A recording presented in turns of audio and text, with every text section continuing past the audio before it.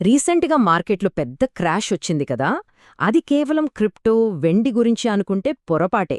దీని వెనక artificial intelligence భవిష్యత్తు, మన ఇండియాలో లక్షల ఉద్యోగాల కథ కూడా ఉంది. ఈరోజు ఈ విశ్లేషణలో ఈ విషయాలన్నింటికీ ఉన్న లింక్ ఏంటో వివరంగా తెలుసుకుందాం. ఈ కథ ఎక్కడ మొదలవుతుందంటే చిన్న ఇన్వెస్టర్ల దగ్గర. చాలామంది తమ ఆశలన్నీ క్రిప్టోకరెన్సీలు, వెండి మీద పెట్టుకున్నారు. కాని ఏమైంది? ఉన్నట్టుండి మార్కెట్ కుప్పకూలిపోయింది. కొన్ని రోజుల్లోనే బిలియన్ల డాలర్ల సంపద ఆవిరైపోయింది. ఇది మామూలు మార్కెట్ కరెక్షన్ కాదు, ఇది ఒక పెద్ద హెచ్చరిక. ఇంతకీ అసలు ఎందుకిలా జరిగింది? ఈ మార్కెట్ పతనానికి కారణం ఎక్కడో వాషింగ్టన్ డీసీలో తీసుకున్న ఒకే ఒక నిర్ణయంలో ఉంది. యుఎస్ ఫెడరల్ రిజర్వ్కి కొత్త బాసొచ్చారు. ఆ ఒక్క మార్పు సృష్టించిన ప్రకంపనలు ఆర్టిఫిషియల్ ఇంటెలిజెన్స్ మీదుగా పాకి చివరికి మన ఇండియాలో లక్షల టెక్ ఉద్యోగాల భవిష్యత్తునే ప్రశ్నార్థకం చేశాయి. ఇది ఒక చైన్ రియాక్షన్ అన్నమాట. దాని గురించి స్టెప్ బై స్టెప్ మాట్లాడుకుందాం. ఫస్ట్ బిట్కాయిన్ సంగతి చూద్దాం. జస్ట్ కొన్ని వారాల్లోనే దాని విలువలో ఏకంగా సగం పడిపోయింది, 50%. కొత్తగా మార్కెట్లోకొచ్చిన ఇన్వెస్టర్లకు ఇది ఎంత పెద్ద దెబ్బో ఊహించుకోవచ్చు. ఇలాంటి అస్థిరత చూసి మార్కెట్లో ఒక రకమైన భయం మొదలైంది. అంతేకాదు, ఆశ్చర్యంగా ఈ దెబ్బ కేవలం డిజిటల్ అసెట్స్కే తగల్లేదు. సాధారణంగా సేఫ్ ఇన్వెస్ట్మెంట్ అనుకునే వెండి కూడా అక్షరాల 45% పడిపోయింది. చూసారా? ట్రెడిషనల్, కొత్త ఆస్తులు రెండూ ఒకేసారిలా పడిపోయాయంటే దాని అర్థమేంటి? మార్కెట్లో ఏదో ఫండమెంటల్ మార్పు జరుగుతోందని. సరే, అసలు కారణమేంటి? ఈ పానిక్కి కారణమైన ఒక్క విషయమేంటి? దాని మూలం ఒకే ఒక్క ప్రకటనలో ఉంది. ఆ ప్రకటన ఫైనాన్షియల్ వరల్డ్ రూల్స్నే మార్చేసింది. ఆ కారణం ఏంటంటే యుఎస్ ఫెడరల్ రిజర్వ్కి కొత్త చైర్మన్ నియామకం. ఫైనాన్స్ భాషలో చెప్పాలంటే ఆయన్ని ఒక హాక్ అంటారు. హాక్ అంటే ఏంటంటే ద్రవ్యోల్బణాన్ని, అంటే ఇన్ఫ్లేషన్ని కంట్రోల్ చేయడానికి ఎంత కఠినమైన చర్యలైనా తీసుకునే వ్యక్తి. అంటే వడ్డీ రేట్లు పెంచడం, మార్కెట్లో డబ్బు సర్క్యులేషన్ని తగ్గించడం లాంటివి. సింపుల్గా చెప్పాలంటే సులభంగా దొరికే డబ్బు రోజులు పోయాయి అనేదానికి ఇదొక పెద్ద సిగ్నల్ అన్నమాట. ఈ ఒక్క ప్రకటనతో ఒక చైన్ రియాక్షన్ స్టార్ట్ అయింది. చూడండి ఎలా జరిగిందో. ఫస్ట్ డాలర్ స్ట్రాంగ్ అయింది. ఆ తర్వాత గవర్నమెంట్ బాండ్స్ మీద వచ్చే రిటర్న్స్ పెరిగాయి. సో అవి సేఫ్ ఇన్వెస్ట్మెంట్గా మారాయి. దీంతో ఇన్వెస్టర్స్ ఏం చేశారు?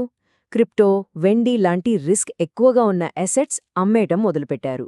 ఎందుకంటే తక్కువ రిస్క్తోనే మంచి రిటర్న్స్ వస్తున్నప్పుడు ఇంకా రిస్క్ ఎందుకు అనుకున్నారు. అలా ఒకరి తర్వాత ఒకరు అమ్మేయడంతో మార్కెట్ పడిపోయింది. అయితే మార్కెట్ అంతా ఇలా ఉంటే ఒక్క సెక్టార్ మాత్రం చాలా భిన్నంగా స్పందించింది. అదే ఆర్టిఫిషియల్ ఇంటెలిజెన్స్. ఇక్కడే అసలు కథ రెండుగా చీలిపోయింది. ఒకవైపు చూస్తే ఏమో కళ్ళు చెదిరే లాభాలు, మరోవైపు చూస్తే బతకడమే కష్టమనే పరిస్థితి. కథలో మొదటి భాగం చూద్దాం. ఇక్కడ మనకు ఎన్విడియా, ఆల్ఫాబెట్, మెటా లాంటి పెద్ద పెద్ద కంపెనీలు కనిపిస్తాయి. ఇవి ఏఐ విప్లవానికి పునాదులు వేస్తున్నాయన్నమాట. అంటే చిప్లు, డేటా సెంటర్లు, అల్గారిథమ్స్ అన్నీ ఇవే అందిస్తున్నాయి. మార్కెట్ ఎంత అన్స్టేబుల్గా ఉన్నా సరే ఏఐకి ఉన్న డిమాండ్ వల్ల ఈ కంపెనీలు రికార్డ్ స్థాయిలో లాభాలు గడిస్తున్నాయి. సరే, ఇప్పుడు కథలో రెండో వైపుకి వద్దాం. మన ఇండియా ఐటీ దిగ్గజాలు. ఒకప్పుడు గ్రోత్ అంటే వీళ్ళే గుర్తొచ్చేవారు. కాని ఇప్పుడు వాళ్ల పరిస్థితేంటి? జస్ట్ నామమాత్రపు గ్రోత్తో నెట్టుకొస్తున్నారు. అమెరికా ఏఐ కంపెనీలేమో 70% వరకు మార్జిన్లు చూస్తుంటే మన ఐటీ కంపెనీలు సింగిల్ డిజిట్స్లో ఇబ్బంది పడుతున్నాయి. ఇంత పెద్ద తేడాకి కారణమేంటి? ఈ పర్ఫార్మెన్స్లో తేడా అనేది కేవలం నంబర్స్కి సంబంధించిన విషయం కాదు. ఇది మన భారత ఆర్థిక వ్యవస్థకు ఒక మూల స్తంభంలాంటి ఐటీ ఇండస్ట్రీ మనుగడకే పెనుముప్పుగా మారుతోంది.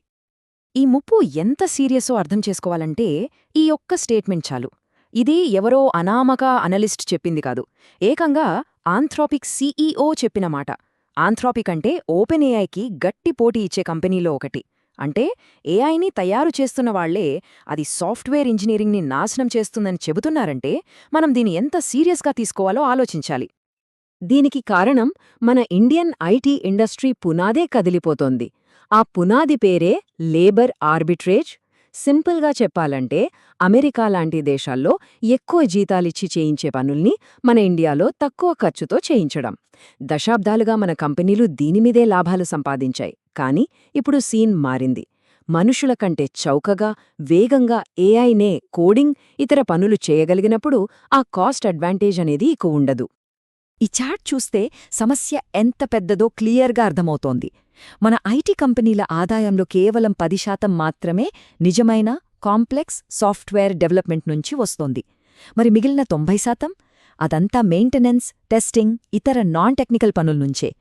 ఇప్పుడు ఏఐ సరిగ్గా ఈ 90% పనుల్నే టార్గెట్ చేస్తోంది. వాటిని ఆటోమేట్ చేయడానికి రెడీగా ఉంది. ఇదే మన ఐటీ ఇండస్ట్రీకి అసలైన అతిపెద్ద ముప్పు. చూడండి, ఏఐ మొత్తం ఇండస్ట్రీని నాశనం చేయక్కర్లేదు. వాళ్ల బిజినెస్లో ఒక 30–40% తీసుకున్నా చాలు ఈ పెద్ద పెద్ద కంపెనీల విలువ సగానికి పడిపోతుంది. సో రిస్క్ అనేది చాలా రియల్, చాలా పెద్దది. సరే, ఇన్ని మార్పులు జరుగుతున్నప్పుడు భవిష్యత్తులో ఒక ఇన్వెస్టర్ స్ట్రాటజీ ఎలా ఉండాలి? ఇదంతా మనల్ని ఒక ఫైనల్ కంక్లూజన్కి తీసుకురస్తుంది. మనం ఒక కొత్త శకంలోకి అడుగుపెట్టాం. గడిచిన కొన్నేళ్లుగా మార్కెట్లు ఎలా నడిచాయి? సెంట్రల్ బ్యాంకులు డబ్బులు పంప్ చేయడం వల్ల, అంటే లిక్విడిటీతో నడిచాయి. కానీ ఇకపై అలా కాదు. ఇప్పుడు గవర్నమెంట్ పాలసీలు, జియోపాలిటిక్స్, ఇంకా ముఖ్యంగా ఏఐ లాంటి టెక్నాలజీ మార్పులు మార్కెట్లను నడిపించబోతున్నాయి. అంటే మార్కెట్ పడినప్పుడల్లా కొనండి అనే పాత స్ట్రాటజీ ఇకపై వర్కౌట్ అవ్వదు.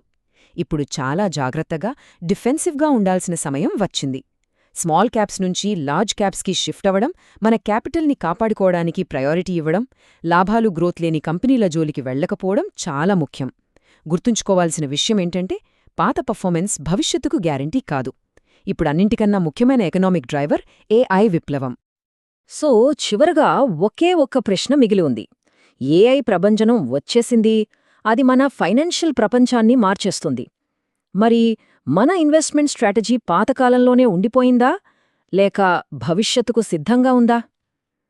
ఎందుకంటే ఈ కొత్త ప్రపంచంలో మార్పుకు తగ్గట్టు మారడమే మనుగడకు ఏకైక మార్గం.